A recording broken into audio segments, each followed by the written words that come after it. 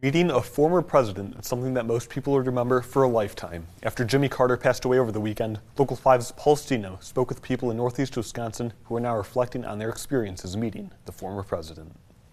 He wanted to be called Jimmy. In fact, on the ballots, he had to fight some states to get Jimmy Carter on the ballot instead of James Carter. A walking history book with a collection of memorabilia to match.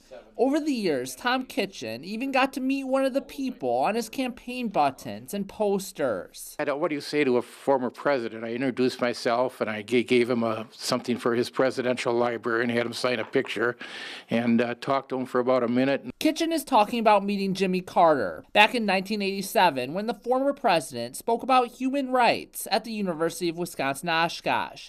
Kitchen also said he met Carter during a campaign stop in Madison in 1976. Just a very gracious and nice person, and I think that's his legacy. He was a very decent person. Carter passed away over the weekend at age 100. Throughout his long life, he made several visits to northeast Wisconsin.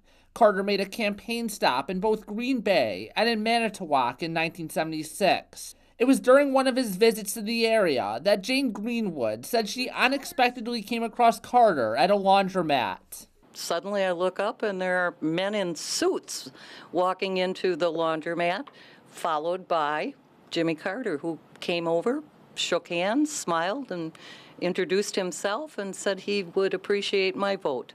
Back in 1987, ahead of that UWO speaking engagement where Kitchen said he met the former president for a second time, EAA officials flew Carter from Georgia to Oshkosh, the former president taking some time to check out the EAA museum. For Local 5 News, I'm Paul Stino. Paul, thank you. And Jimmy Carter is the only president in U.S. history to live to be 100 years old. He also had the longest post-presidency lifespan, living more than 4 decades after serving in the Oval Office and making his mark around the world.